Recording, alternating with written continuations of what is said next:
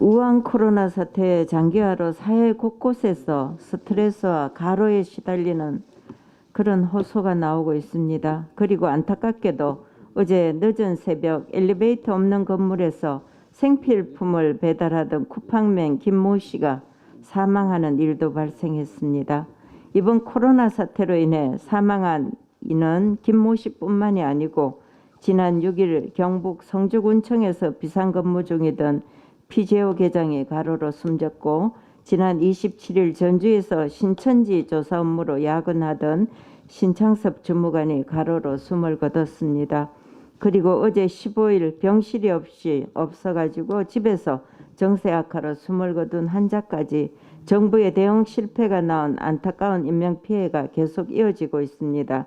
미국에서는 지난 13일 확진자가 2,000명이 넘자 국가 비상사태를 선포하고 감염병 의료 비용의 75%를 부담하는 정책 시행했습니다.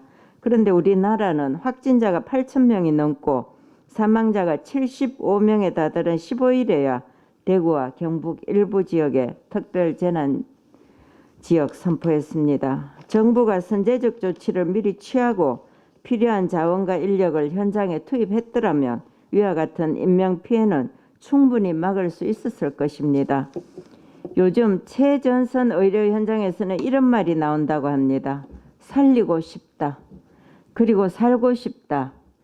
환자를 살리기 위해 최전선에서 싸우는 간호사를 포함한 의료 인력들이 과도한 업무와 감염병 노출 위험에 스스로 살고 싶다고 토로하고 있습니다. 그런데 어제 문 대통령은 수도권 방역대책회의에서 코로나 사태가 안정세에 있다. 안정세를 확고히 하기 위해 수도권 방역이 중요하다고 강조해 또다시 물의를 빚고 있습니다. 감염병 사태가 안정세라고 하기엔 확진자가 8,236명이나 되고 검사 중인 정상자가 15,000명입니다. 안정세라고 방심한 지난 며칠간 48명의 집단 감염이 성남에서 발생했고, 집단 감염은 언제 어디서나 일어날 수 있습니다. 문 대통령은 이런 현황 제대로 확인하고 있는 것 같지 않습니다.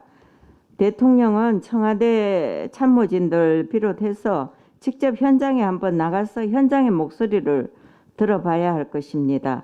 약국 앞에서 몇 시간 기다려 마스크 2장 겨우 구매하는 국민 옆에도 한번 서봐야 그 심정을 알 것입니다.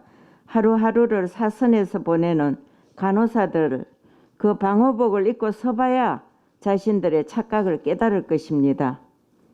지난 메르스 사태, 신종플루 사태가 각각 5 내지 7개월간 지속되었는데 전 세계로 코로나가 확산되면서 이제는 국내로 역유입될 우려도 높아지고 있는 그런 시점입니다.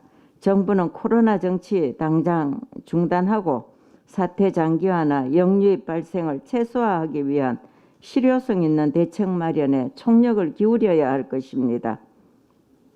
미래통합당은 정부의 코로나 정치에 선동되지 마실 것을 당부드리고 정부 각 부처 기관의 긴장태세 항시 유지할 것을 촉구하는 바입니다. 이상입니다.